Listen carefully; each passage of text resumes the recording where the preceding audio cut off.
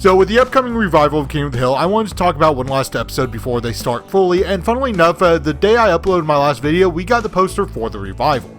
I'm not going to talk about it here, other YouTubers already have, and I don't want to get too far off topic here. So let's go ahead and get started. The episode Sirloin with Love was the original series finale for King of the Hill, though 4 episodes would be released later, airing in syndication, though they were never meant to act as a new season, as their production order was before that of To Sirloin with Love, which was written as the series finale. Well, Dad, it looks like this is the last one. Oh, you're just getting started, Bobby. You'll be grilling your whole life. I bring this up only because streaming networks ordered the season with the air date in mind instead of production, which would be an easy fix if they cared enough to make a simple change.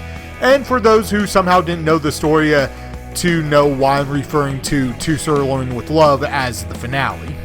Now, the title of this video is very important to keep in mind, and I'm not pulling a bait and switch where the episode has nothing to complain about, but to understand my problem with our episode, we do need to know where it starts. Also, for some reason, Hulu had this episode in 4:3 despite the episode being widescreen. A number of episodes on Hulu actually aren't like this, despite the first 6 episodes that were made in widescreen being in 16:9. I'm using the Blu-ray footage, so that's not really an issue, but if you want the best quality, Blu-rays have the episodes in production order. So, Hank at the start of the episode is already at odds with his son, as Bobby is having fun sliding on the kitchen floor in his new pajamas.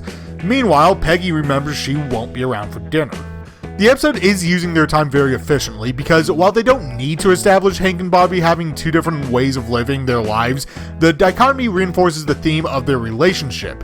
2 people from different generations learning about each other's viewpoints and growing together. It also helps in syndication if this is one of the earlier episodes that you catch of King of the Hill. Bobby's perceived weirdness being something that Hank doesn't understand offers what would normally be the plot to the episode. However, this time around, after Hank talks to his friends with Hank actively looking for something to do that doesn't require him actually talking to Bobby, Dale offers Hank to take Bobby to dinner, which Hank does jump on because he gets other people around him. So he would have the opportunity to deflect conversation to other people instead of getting to know his son. To Sirloin with Love sets up a classic Hank doesn't understand Bobby plotline, but subverts it once we get to the restaurant Chop Steakhouse, as we see that both Hank and Bobby aren't entirely sure how to talk to each other. They sit in awkward silence, their eyes darting around looking for anything to talk about, before Hank offers the standard, "How's school?" Bobby, instead of launching into a story like he normally would, responds with a "fine," before returning the pleasantry. This is probably supposed to signal to longtime viewers that despite how much Bobby loves attention and talking, Hank isn't the type to show interest in Bobby's stories. And if you watch throughout the show, Peggy is the active listener when Bobby talks. And the class erupted. Bobby was in the middle of a great story. Tune in tomorrow when Bobby Hill takes over the morning announcements. Good for you, Bobby. Perfect. Maybe after dinner we can rehearse together. I'm kind of busy after dinner with dessert and all. Why don't you ask your mother to help? You know, I'd love to, but what I really want to do next is direct. Break a leg, Hank. Even when she's bored by Bobby's stories, such as in the episode Chasing Bobby, Peggy actively pays attention, and she tells Bobby not to tell Hank boring school stories. What I think would really help your father fix his truck is for the 2 of you to spend some good time together. No, wait, honey. Don't tell him any more of those boring school stories, okay? So, when Bobby, who always has something to say, doesn't say anything, that's supposed to signal to us that Bobby, much like Hank, just doesn't know how to speak to his father, as they both feel like they don't have anything in common.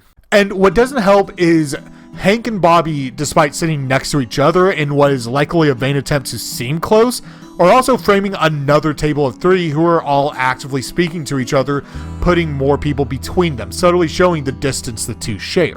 Of course, the food is delivered, and Bobby immediately shows off a never-before-seen talent of being able to identify cuts of meat and quality of meat by sight, showing a deep knowledge of steak that Hank doesn't even seemingly have. Like, he could definitely tell you different cuts of meat and how to tell if they're prime or choice, but Bobby was able to do it at a glance, which Hank wasn't able to. This show of knowledge not only impresses Hank, but the coach of the meat examination team for Heimlich County's junior college, who offers Bobby on the spot a spot on the team, combining 2 things that Hank is passionate about: steak and Bobby getting on a unified team without his help. Dad, guess what? I joined a team. A sports team? Wrestling! Way to go, boy. Wrestling's a damn fine sport. And now that Hank and Bobby are both aware of a passion that they both hold, the camera realigns, having Hank and Bobby only framing one of the three people behind them, subtly showing them bridging the gap between them. All while Hank and Bobby are talking, though they always make sure in every camera angle where the two are being positioned closer together, there's still someone framed between them, almost as if there's a third piece missing to this puzzle. In the next scene, we see Bobby training with Hank's help, making Hank proud and impressing the rest of the neighborhood. We even see Peggy truly happy that Hank and Bobby are bonding. There's no envy like there was in Goodbye Normal Jeans when Peggy was feeling unappreciated. She's just happy that her boys are spending time together. We even see what might be Bobby's earliest memories, that of Hank teaching baby Bobby everything he knows about steak. And I love that Bobby clearly remembers the influence that Hank has, but keeps those memories to himself. All the while Hank, who also knows that his influence is likely the reason for Bobby's proficiency, doesn't say anything. Though they share a look that signals that both of them know the truth. It's a secret that gets to be just for them. Is now that we get to meet Bobby's team, with Bobby opening with a joke, something that he really hasn't done this episode, letting us know that even though he and Hank are bonding, he's still the same kid. Should I warm up with some ground chuck or just jump right in? Now, we're drawing close to my problem, and if you pay attention, Bobby's team is personable with him, introducing themselves while also telling Bobby he'll be better than their last teammate, who was dead weight. We aren't told why that teammate left, though we can make a few educated guesses based on later events. Bobby immediately impresses his team, and we also get a look at Hank and Peggy alone, where Hank shows just how happy and proud he is of his son to Peggy, the only person Hank is comfortable enough around to show that kind of emotion to. So you know it's genuine. Bobby's awfully late from practice. His dinner's gonna get cold. I know. Isn't it great? And after another bonding scene, we're at the first game day where Bobby carries his team so well that they have a shot at first place. And Bobby's team elects him to take the final question because the specialist on his team is having a bad day. And unfortunately, Bobby gets the question wrong, knocking them down to 4th place, good enough to place, but not first like he was aiming for. This crushes Bobby, but Hank is the one who reassures him to keep going, and upon returning to his team, they have entirely turned on him. Go back to the meat you know. Hot dogs and bologna.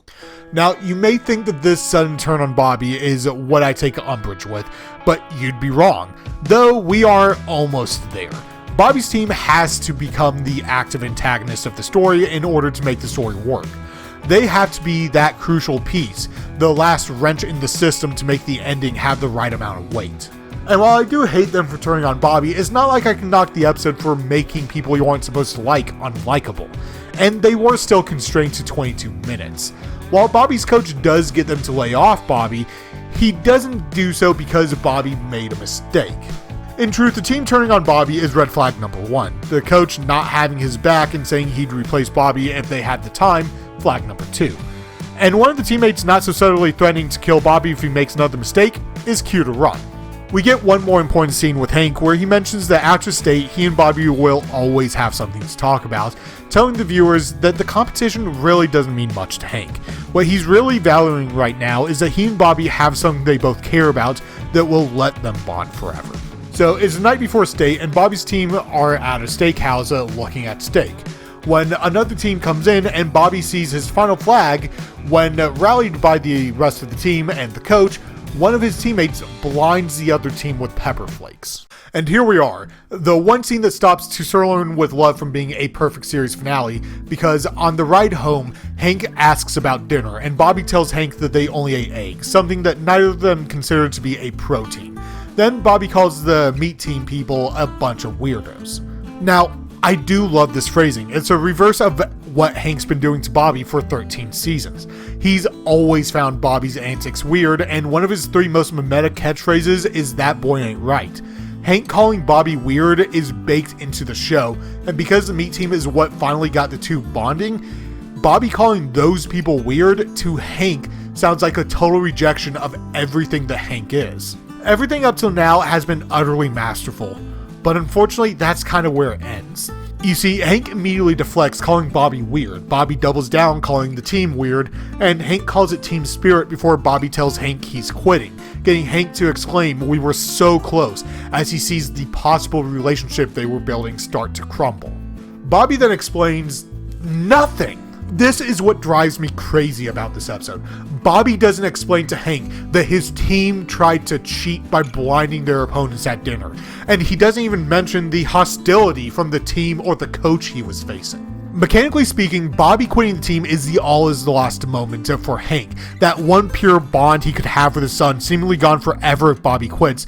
So him being desperate to keep Bobby on the team, despite the ethics of that team cheating, does so much for Hank's story.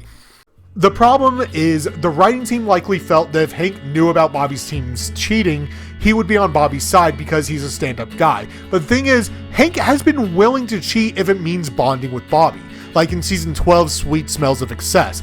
On top of that, while yes, Hank is the type to play fair most of the time, he isn't infallible in that department. After all, we've seen him be willing to turn to cheating all the way back in season 2's Jumpin' Crack Bass, when Hank started using, by his own definition, cheater's bait. I'm not cheating now, Dale. Using cheater bait was cheating. However, even though Hank has been willing to cheat in the past, it's rare, and I think they could have written themselves out of that corner with one simple character trait. When Hank commits something, he sees it as only right to honor those commitments. Bobby, I don't think you should quit. You made a commitment to your team and you should honor it. This would have allowed Hank to know about the cheating, be against the actions of Bobby's teammates, and still push Bobby to compete, or at the very least, do the right thing and report the incident. Ultimately, having Bobby deny Hank's views one more time and let the rest of the episode play out. And with what could amount to less than 10 lines of dialogue, this bit of Bobby not communicating exactly what the problem is when he knows Hank is against cheating 99.9% of the time really does leave a black mark on the finale. Not enough to ruin the episode, but enough to harm it, though the rest of the episode is pretty much back to perfect, from the bus getting hijacked, to Bobby seeing the surprise that Hank had for him, and learning the truth of why Hank wanted to stay on the team so badly, to the competition with Bobby winning pretty much on his own, supported by Hank at the end. And that final scene with Hank and Bobby might be the best ending to any show I have ever seen. Well, Dad, it looks like this is the last one. Oh, you're just getting started, Bobby. You'll be grilling your whole life. Just like you. Yep. Yep. I know this video is different than what I normally make, and I'm not classifying it in the standard reviews playlist. I just really want to talk about this one scene that bugs me, but let me know what you guys think, and hopefully this video will be out before the new season, though I'm writing the script 11 days before the sneak peek, which I'm hoping comes with a release date. Though next time I'm going to be talking about a new show for the channel that I've absolutely fallen in love with, so until then, thanks for watching.